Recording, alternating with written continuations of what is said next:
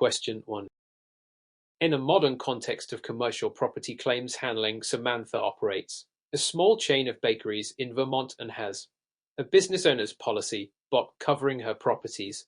A fire broke out at one of her locations, destroying the kitchen equipment and causing a temporary shutdown. Her policy includes business income and extra expense coverage. Samantha wants to claim for lost profits during the downtime and the cost of leasing temporary equipment to resume operations sooner. Which of the following conditions must be satisfied for Samantha to successfully claim under the business income and extra expense provision? A. The fire must be listed as the covered peril in the policy's causes of loss form. B. The business must have been voluntarily shut down before the loss to be eligible. C. The equipment must be permanently replaced before any payment is made. D. The extra expenses must exceed the amount of the income loss. Answer.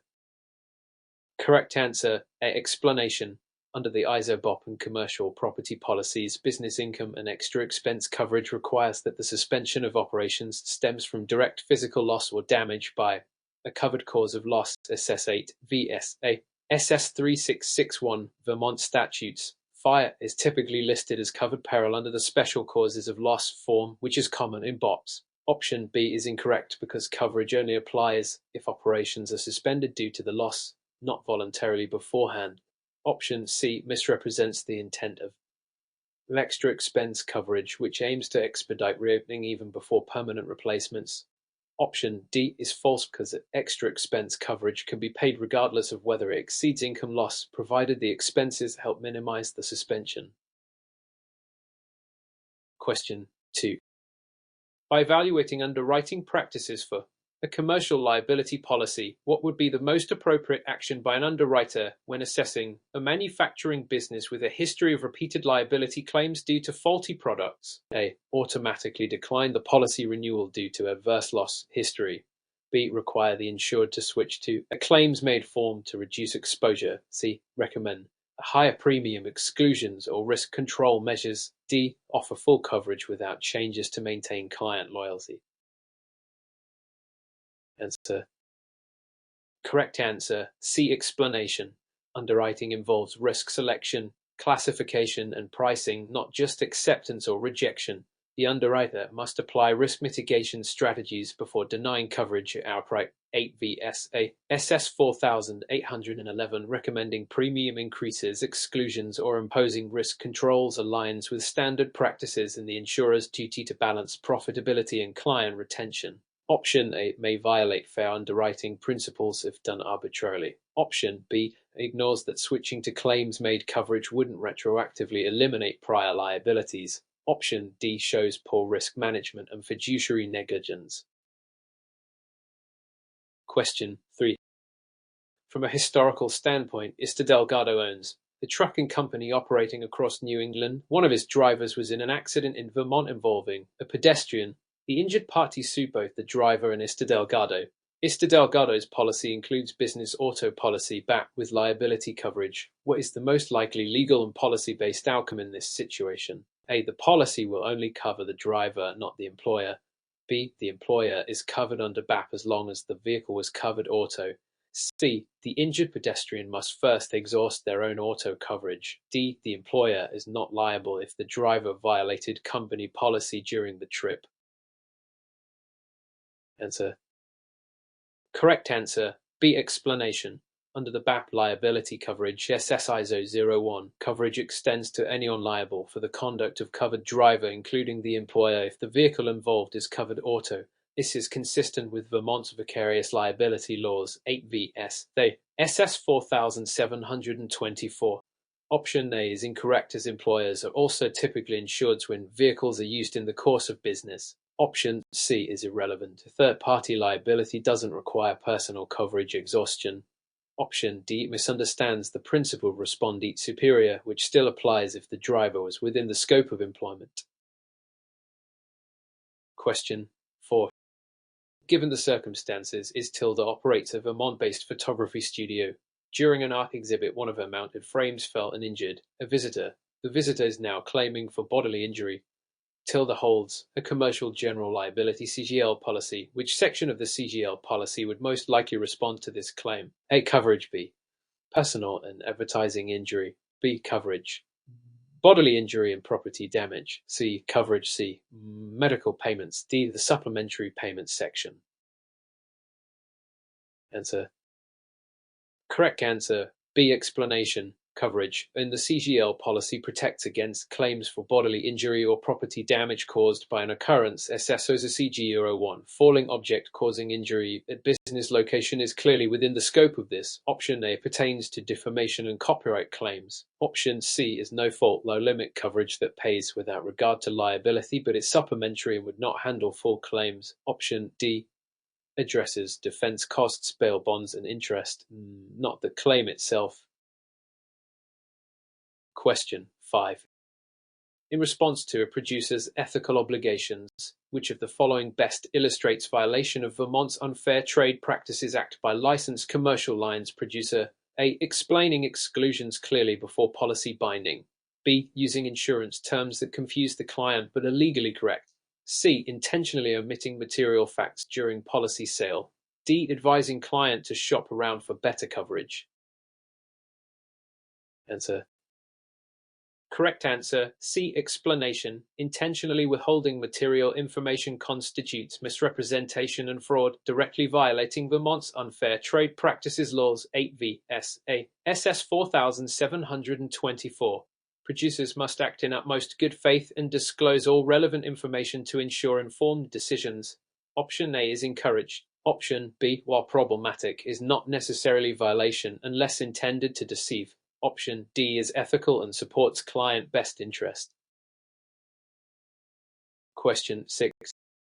During the process of underwriting a builder's risk policy, an insurer is reviewing a proposal for a 6-month construction of a commercial office in Montpelier. The proposal specifies coverage from groundbreaking to completion. However, the insured has requested coverage for materials stored off-site. What is the correct course of action by the insurer in addressing this request? A. Decline it since builder's risk does not cover off-site storage. B. Accept only if the storage facility is owned by the contractor. C. Add an endorsement to extend coverage to specified off-site locations. D. Deny all requests unless the materials are already installed. Answer. Correct answer. C. Explanation. Builders' risk policies can be endorsed to include coverage for off-site stored materials, typically via an off-premises coverage endorsement as OCP 020. This is common in Vermont for modular or pre-assembled parts. Option A misstates standard policy flexibility. Option B is irrelevant. Ownership is not the deciding factor. Option D incorrectly limits the scope of available endorsements. Question 7. The fundamental question is, how does the concept of insurable interest apply to a Vermont business owner who insures property they lease but do not own? A. They cannot insure the property because they lack ownership. B. They can insure the property only if they have legal title. C. They can insure their financial interest in the property. D. They can only insure improvements made by them. Answer. Correct answer. C. Explanation. Insurable interest exists when a party stands to suffer financial loss upon damage to the property. SS 8 V.S.A. SS 3631. Lessee has contractual responsibility or investment in the property, thus qualifying. Option A and B incorrectly conflate ownership with insurable interest. Option D is too narrow and omits the broader concept of economic stake. Question 8. While examining commercial crime coverage, which of the following would typically be excluded from the commercial crime policy? A. Employee theft discovered within 60 days. B. Robbery of a third-party contractor. C. Forgery of company checks. D. Computer fraud by an outside hacker. Answer. Correct answer. B. Explanation. Commercial crime coverage under ISO forms CR 021 excludes acts by non-employees such as independent contractors unless specifically endorsed. Option A is generally covered under employee theft. Option C is covered under forgery or alteration. Option D is covered under computer fraud provisions. Question 9. When faced with cancellation of a commercial policy in Vermont, which of the following is a requirement under Vermont law? A. Insurers can cancel without reason if notice is given within 10 days. B. Policies can be cancelled only at renewal. C. Notice must state the specific reason for cancellation. D. Cancellation notices are not required for commercial policies. Answer. Correct answer C. Explanation. Under Vermont law 8 VS SS 4226, insurers must provide written notice stating the specific reason for cancellation or non-renewal of commercial policies. Option A is incorrect. The reason and time frame are both mandated. Option B misrepresents the insurer's rights during the policy period. Option D is false. Written notice is legal obligation. Question 10. The core principles of subrogation imply that, after paying a fire damage claim, the insurer recovers from a third-party contractor whose negligence caused the fire. What is the insurer's legal standing in this recovery process? A. The insurer must reimburse the insured after subrogation. B. The insurer steps into the shoes of the insured to sue the third party. C. The insurer cannot pursue third-party recovery under contract law. D. The insured must independently pursue legal action. Answer. Correct answer B. Explanation. Subrogation allows the insurer to step into the shoes of the insured and recover from responsible third parties. SSAOCP 010. This supports the principle of indemnity, ensuring the insured does not profit from the loss. Option A misrepresents typical policy language. Reimbursement is not mandatory unless overpayment occurs. Option C is incorrect. Contract law supports subrogation rights. Option D ignores the insurer's independent right once claim is paid. Question 11. In light of recent developments in cyber liability exposures, Mr. Patel, the CFO, a Vermont-based financial services firm, is concerned about potential lawsuits following a ransomware attack that exposed thousands of clients' financial records. He is reviewing his commercial general liability (CGL) policy to determine if it covers the breach. Which of the following best describes how this risk should be addressed? A. It is covered under coverage B of the CGL if the breach involves personal data. B. It should be covered by separate cyber liability policy tailored to data exposures. C. It is covered automatically if the insured added personal and advertising injury coverage. D. The CGL will respond if there's proof the breach was unintentional. Answer. Correct answer B. Explanation. Standard CGL policies exclude electronic data losses and cyber risks is a CG01 exclusions. For ransomware and data breach events, insurers provide standalone cyber liability policies that include coverage for notification costs, liability, PR, and regulatory fines. Option A is incorrect because coverage B excludes most cyber events. Option C does not override cyber exclusions. Option D misapplies the exclusion criteria. Intent does not restore coverage if explicitly excluded. Question 12.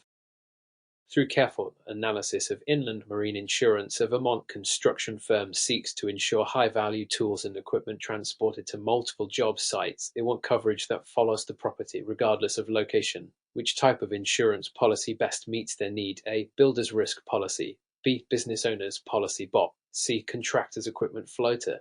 D. Difference in conditions DIC policy. Answer. Correct answer C. Explanation. A contractor's equipment floater, part of inland marine coverage, ISO centimeter 01, provides equipment coverage wherever the tools are located, including transportation and job sites. Option A covers buildings under construction, not mobile tools. Option B is too limited in scope and location specific. Option D supplements excluded perils, but is not tailored for tools in transit. Question 13.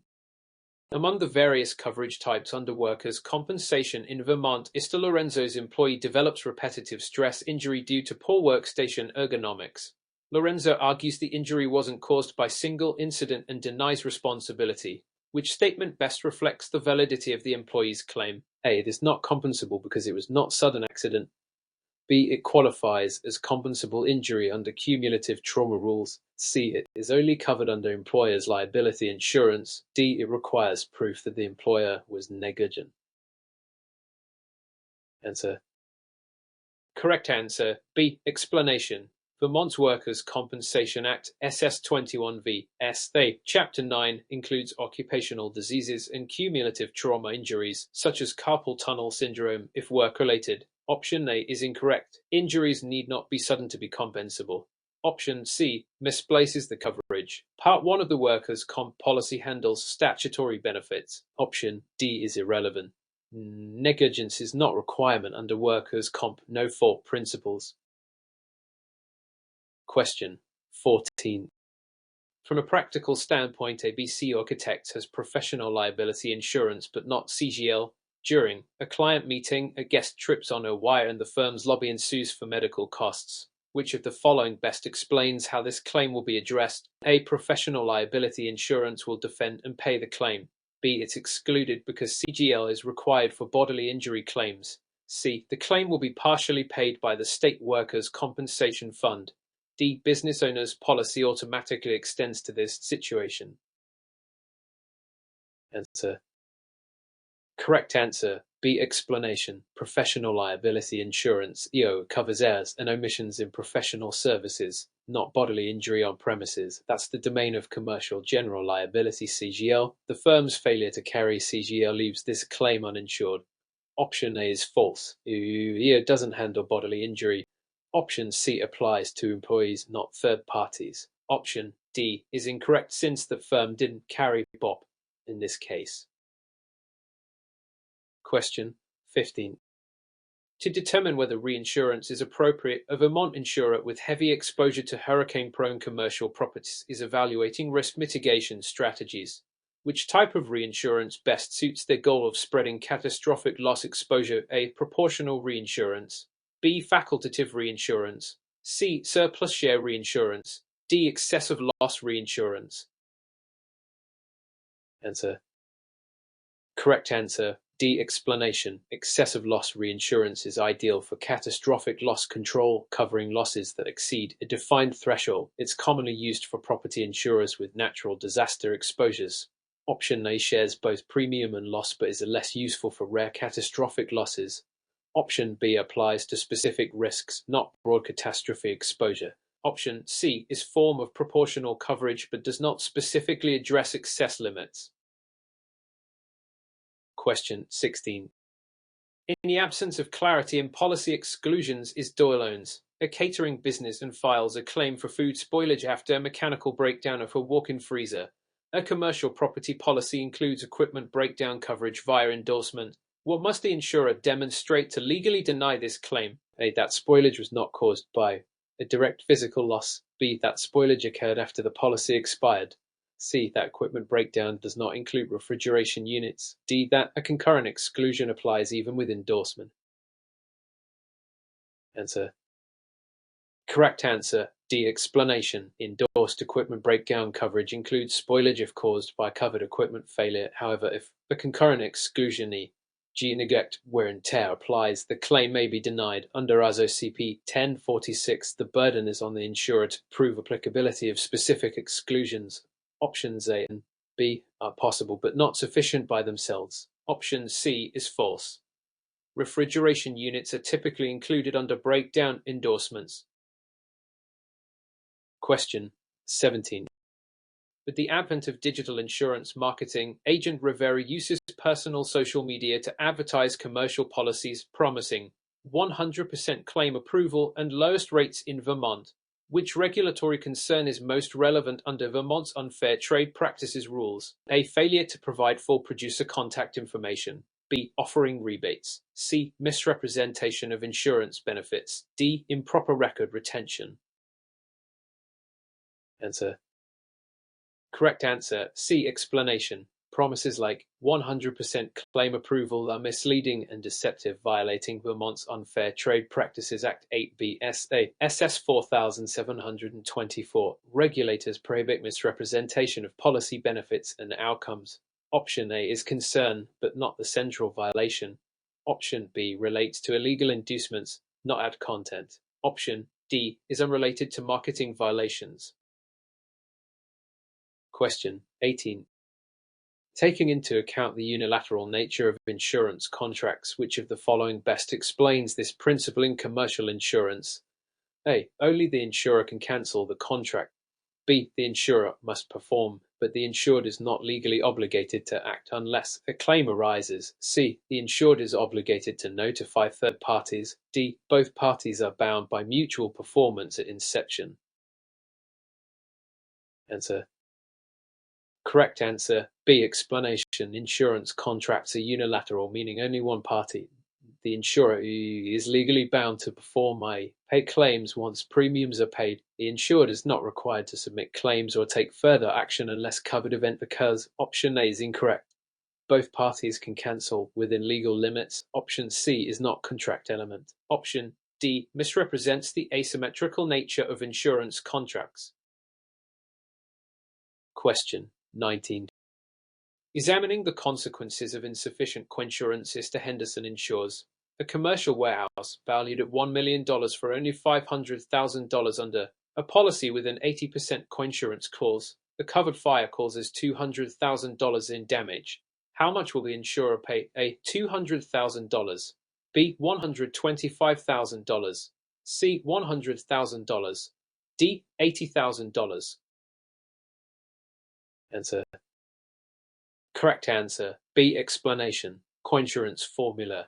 Payment equals amount carried required amount x loss text. Payment equals left frac text amount carried text required amount right times text loss. Payment equals required amount carried x loss required equals 80% of $1 million equals $800,000 carried equals $500,000 loss equals $200,000. $100,800,000 x equals $125,000 left. Frac 500,000 800,000 right times 200,000 equals 125,000 800,500,000 x equals 125,000. Therefore, $125,000 is payable. Vermont policyholders must understand this under ASOCP 010 provisions. Question 20. The correlation between endorsements and policy customization is evident when a business operating a seasonal ski lodge in Vermont adds a protective safeguards endorsement, C, to its commercial property policy. What is the most critical implication of this endorsement? A. Premiums increase regardless of system maintenance. B. Coverage is suspended if safeguards fail and are not restored. C. Insurers gain automatic access to the property. D. The endorsement limits liability coverage only. Answer. Correct answer B. Explanation. A protective safeguards endorsement, ASOCP 411, mandates the insured maintain specified protections, sprinklers, alarms, etc. If they are inoperable and not repaired, coverage for related losses may be suspended. Option A is incorrect. The endorsement may reduce premiums. Option C is not provision in the endorsement. Option D is false. It applies to property, not liability. Question 21. From a practical standpoint, Mr. Collins operates a Vermont-based trucking company. His insurer offers him a commercial auto policy with an endorsement for drive other car coverage, allowing certain employees to drive personal vehicles for company business. One employee has an accident driving their personal car on company errands and the employee's personal auto insurer denies coverage. What is the likely outcome under the drive other car endorsement? A. The employer's policy will provide primary coverage for the accident. B. The employer's policy will provide excess coverage after the employee's personal policy. C. The accident is not covered since it involves personal vehicle. D. The employee is personally liable and coverage does not apply. Answer. Correct answer B. Explanation. The drive other car endorsement typically provides excess coverage, meaning it only applies after the personal auto policy limits are exhausted. Vermont insurance regulations follow this priority to avoid duplicate coverage. Option A is incorrect because the employer's policy is not primary. Option C ignores the purpose of the endorsement, and D neglects that liability is covered but secondary. Question 22. Considering the evidence a Vermont insured discovers after a policy is issued that they unintentionally failed to disclose a prior fire loss, the insurer discovers this omission during underwriting. What principle best governs the insurer's response to this omission? A. Waiver allows the insurer to ignore the omission since the policy is active. B. The insurer may void the policy based on material misrepresentation. C. Estoppel prevents the insurer from denying coverage regardless of omission. D. The insured must pay higher premiums, but coverage remains intact. Answer. Correct answer. B. Explanation. In insurance contracts, utmost good faith requires full disclosure. Failure to disclose material facts like prior losses can lead to voiding the policy for misrepresentation under Vermont law 8 VS 8 SS 3661. Waiver and estoppel options, and C. Do not apply unless the insurer explicitly waives rights, and option D. Misrepresents underwriting rights. Question 23. With respect to insurance policy cancellations in Vermont, Baxter receives a cancellation notice from her commercial insurer citing non-payment of premium. Which of the following must the insurer comply with under Vermont law? A. Provide at least 10 days written notice prior to cancellation.